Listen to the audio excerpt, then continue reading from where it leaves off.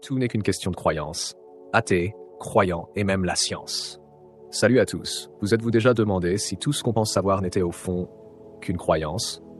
Pas juste en religion, mais partout. En science, en philosophie, dans la vie quotidienne. Moi, c'est ce que je me suis dit après pas mal de réflexions. Aujourd'hui, on va explorer ça ensemble, sans imposer quoi que ce soit. Juste poser des questions, comme Socrate l'aurait fait. Prêt? Allons-y avec le premier point. Tout n'est que croyance. Et je vais essayer de le prouver en montrant que même la science n'est pas sûre à 100%. C'est parti. Imaginons, vous dites « je ne crois en rien, je m'en tiens aux faits ». Mais est-ce vraiment possible? Prétendre ne pas croire, c'est souvent prétendre tout savoir, comme si on avait une certitude absolue sur le monde. Or, personne n'a ça. Prenez les athées et les croyants. On pense souvent qu'ils s'opposent radicalement. Les croyants disent « le monde est trop parfait, trop ordonné pour être un hasard, il y a une intention intelligente derrière ».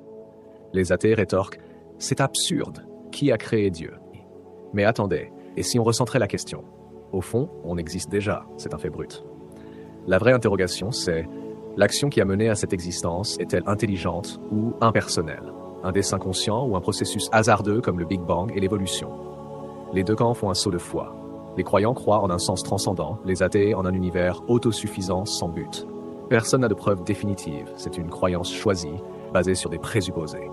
Comme on en discutait, tout système de pensée repose sur des axiomes qu'on accepte sans les prouver absolument. Même la logique. On critique souvent les religions parce qu'elles ne suivent pas la logique. Mais la logique elle-même est une construction humaine, avec ses conventions. Si tu acceptes les prémices d'une religion, Dieu existe, il y a un but, son raisonnement devient cohérent. C'est juste un cadre différent du matérialisme. Et là, vous me dites, ok, mais la science, elle, est objective et prouvée. Eh bien, pas tout à fait. Même la science n'est pas sûre à 100%. Elle repose sur des théories provisoires, des modèles qui marchent jusqu'à ce qu'on trouve mieux. Regardez l'histoire. Newton pensait l'avoir tout compris avec sa physique classique, où tout est prédictible si on mesure bien. Puis Einstein arrive avec la relativité, et boum, on révise. Et à l'échelle quantique, c'est encore plus flou.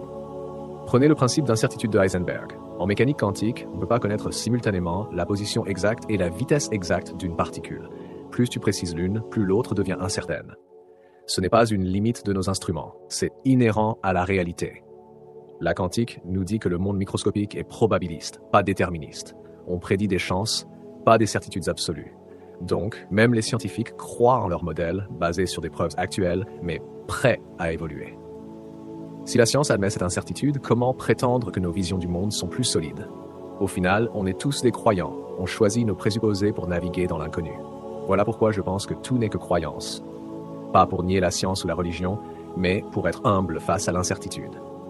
Comme Socrate,